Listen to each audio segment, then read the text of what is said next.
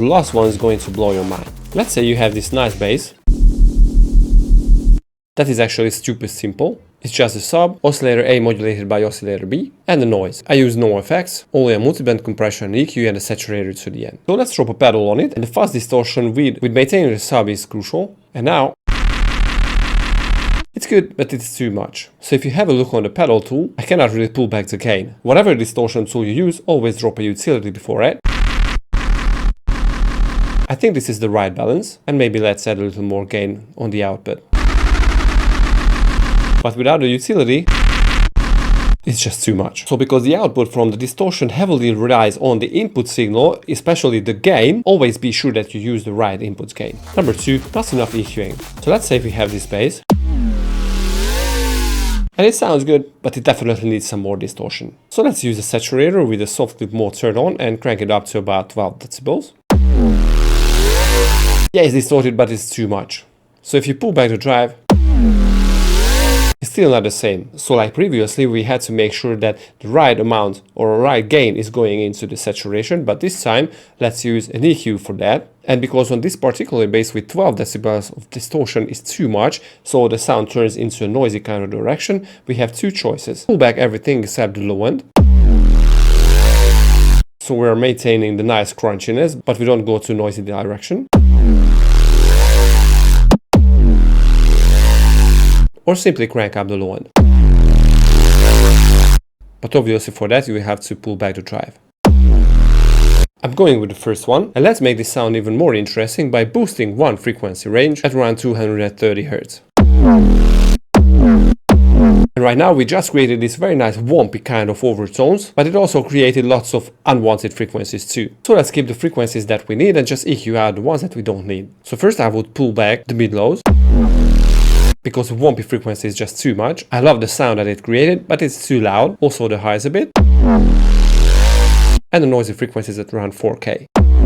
So always make sure that you color the sound that you feed into the distortion and EQ after it to clean up the sound, and repeat it anytime as you want. You use only one instance of distortion.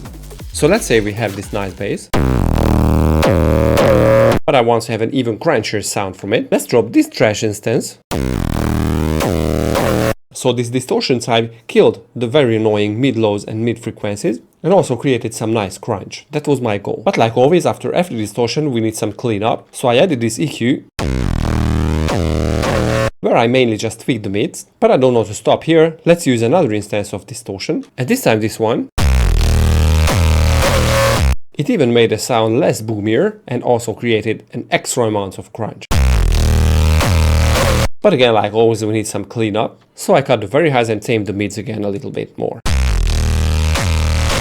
And I hear that this bass would be very happy for some reverb. Number 4, we only go for a dirty distorted sound, but sometimes it's just a little bit that's needed. So I have this bass from my Neuroblade library. Click here if you want to check it. But as you can hear, it definitely needs some distortion. But if you add too much, you just kill the sound. So I loaded off Rift, and let's say I just want to add a little more wave shaping on the positive and negative side. And we're almost there. It doesn't need to be super heavy, but with some more drive, maybe let's try the 2 stages of distortion. And on 1.8 decibels of drive, we just arrived. So from this, we created a very cool sound without actually over distorting, crunching it and killing the sound. So number 5, you don't use parallel distortion. So let's say we have this cool bass from my very own library. And I have this preset from Roar that I actually love. But it's too much, so let's pull back the drive at about 40%. By simply doing that, I was able to maintain a very cool character while I'm not killing the whole sound. But let's step this further. Let's drop this Roar into an audio rack and create a new chain, and let's keep it empty. So we're having the dry signal here and the wet here. So now I can use this slider for the wet, or I can map it to macro 1.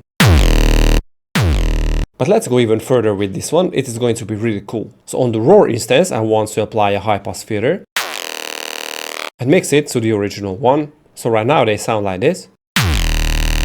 Let's create some movement for this layer by adding a chorus ensemble. And here comes the trick. Let's drop an auto pen, crank up the amount, and choose 1/64. Choose the sawdown, pull back the phase, we don't need any stereo informations coming out from this, and crank up this knob to have a square-like shape.